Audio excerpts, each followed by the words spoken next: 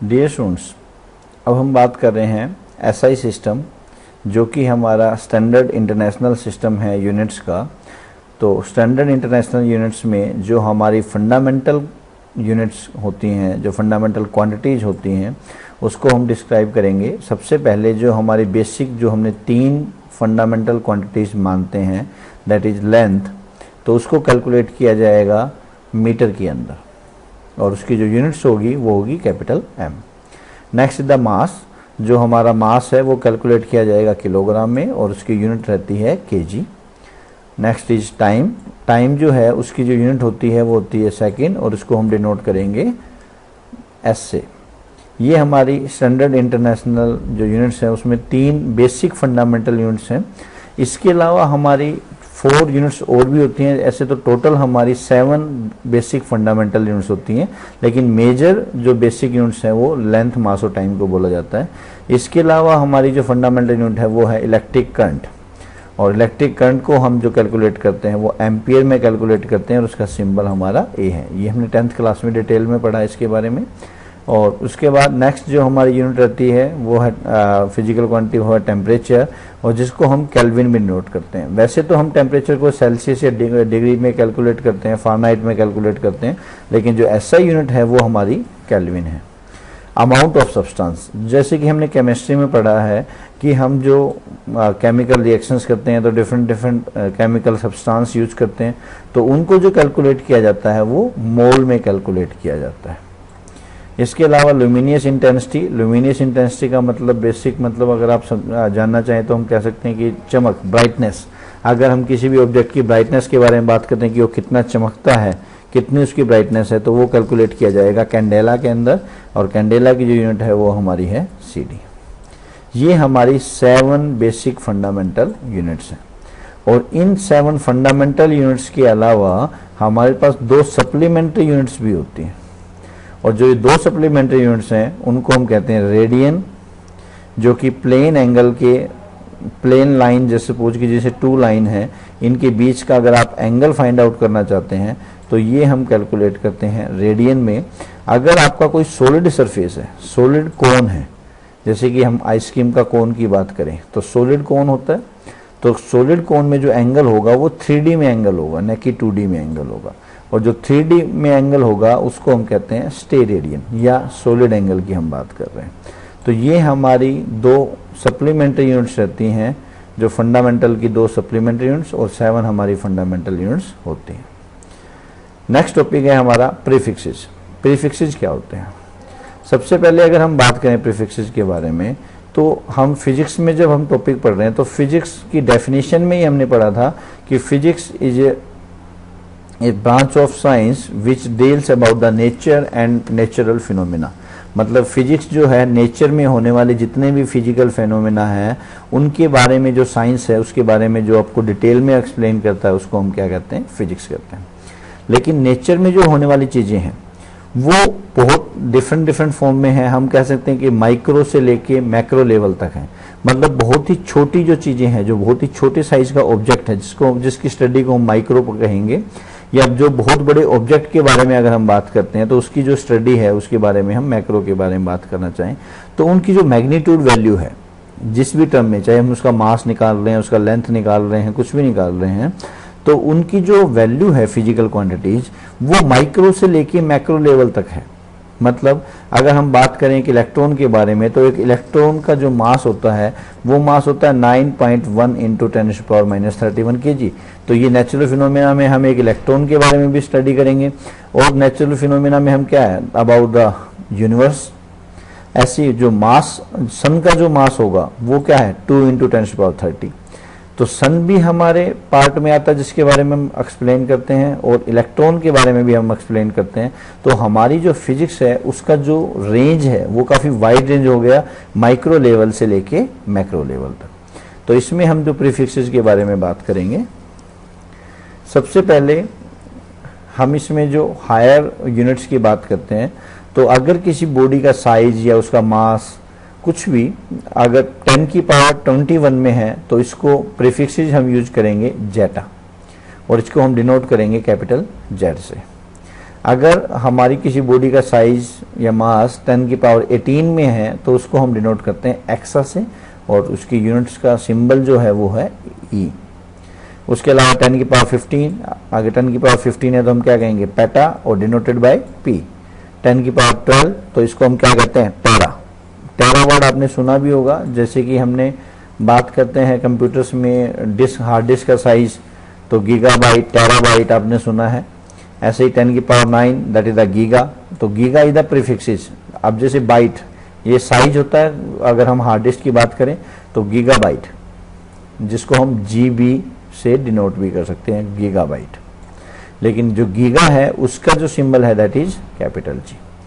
10 की पावर 6 इसको हम डिनोट करते हैं मेगा से, जैसे कि मेगाबाइट, और 10 की पावर 3 है तो इसको हम डिनोट करते हैं किलो से, और जिसका सिंबल रहता है के। 10 की पावर 2 है तो हम इसको यूज करेंगे हेक्टो से, और डिनोटेड बाय कैपिटल एच। और उसके बाद अगर 10 की पावर 1 है तो इसको हम डिनोट करते हैं डेका से, और जिसका सिंबल रहता है डी ए, डेका। अगर साइज हमारा छोटा होता जाता है स्टैंडर्ड साइज से तो 10 की पावर -1 है तो हम उसको लिखते हैं डेसी, जैसे कि डेसीमीटर आपने सुना होगा, तो capital denoted by small D. 10 की पावर -2 तो इसको हम कहते हैं सेंटीमीटर, मीटर का 100 पार्ट जो होगा 10 की पावर -2 इसको हम क्या कहते हैं सेंटीमीटर, और डिनोटेड बाय सी। 10 की पावर -3 तो ये क्या हो जाएगा मिलीमीटर। ऐसे माइक्रोमीटर, ये सब जो टेबल है 10 की पावर 6 -6, 10 की पावर -9, 10 की पावर -1 को हम कहते हैं नैनो, 10 की पावर -12 को हम कहेंगे पिको, 10 की पावर -15 को हम कहेंगे फेम्टो, 10 की पावर -18 को हम कहेंगे एटो, और 10 की पावर -21 को हम कहेंगे जेप्टो, और जिनको डिनोट किया जाता है स्मॉल जेड से। इसमें आपने देखा भी होगा जो आपके सिंबल हैं जो हम डिनोट कर रहे हैं, तो जिनका साइज हमारा एसआई यूनिट से बड़ा है उसको हम कैपिटल फॉर्म में लिखते हैं, जिनका साइज हमारा छोटा रहता है उसको हम स्मॉल लेटर से डिनोट करते हैं। ये यहाँ से आपको क्लियर हो जाएगा। अब हम पढ़ते हैं इसके आगे जो हमारे स्टैंडर्ड फंडामेंटल यूनिट्स हैं, उसमें हम सबसे पहले पढ़ते हैं लेंथ के बारे में। लेंथ क्या होता है? तो लेंथ क्या है कि हमारा जो लेंथ की यूनिट है वो स्टैंडर्ड यूनिट हमारी है मीटर, लेकिन लेंथ की जो डेफिनेशन की बात की जाए तो अगर हम कहें कि 1 मीटर जो लेंथ होगा उसकी एक्चुअल डेफिनेशन क्या है, आप 1 मीटर किसको मानेंगे, तो उसकी डेफिनेशन है कि metre is the distance containing by 1650763.73 wavelength in vacuum of radiation corresponding to a orange red light emitted by the krypton 86 atom। मतलब जो क्रिप्टॉन 86 एटम है उसकी जो रेडिएशंस निकलती हैं उनकी जो वेवलेंथ होगी तो 1650763.7 वेवलेंथ की को अगर मिला दिया जाए, ये जो हमारी क्रिप्टॉन 86 से निकलने वाली जो रेडिएशंस है उसकी जो वेवलेंथ होगी लैम्डा, अगर इतनी वेवलेंथ को मिला दिया जाए तो वो टोटल जो लेंथ बन जाएगी वो आपकी लेंथ बनेगी 1 मीटर के इक्वल। क्लियर हो गया सबको?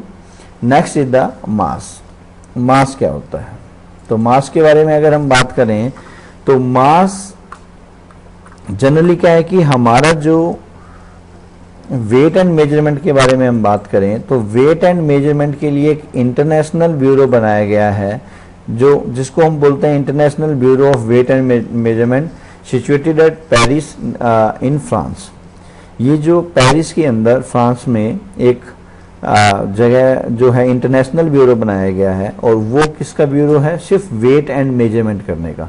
जो हमारी फिजिकल क्वांटिटी है उनके वेट एंड मेजरमेंट करने का जो ब्यूरो बनाया गया इंटरनेशनल लेवल पे, तो उसमें क्या है कि हमने मास जो है, मास की जो हमारी एसआई यूनिट है वो है 1 kg। तो 1 kg जो है एक्चुअल 1 kg की वैल्यू क्या होगी ये कैसे फाइंड आउट करेंगे? तो हमारे इंटरनेशनल ब्यूरो के अंदर एक प्लैटिनम और इरिडियम का, the mass of a cylinder made of platinum and iridium alloy, एक प्लैटिनम और इरिडियम दोनों को मिला के एक अलॉय बनाया गया है जो एक सिलेंड्रिकल बॉडी है, वो हमारे इंटरनेशनल ब्यूरो में रखी गई है और जिसका एग्जैक्ट वेट जो है वो 1 किलोग्राम के इक्वल होगा। Next is the time.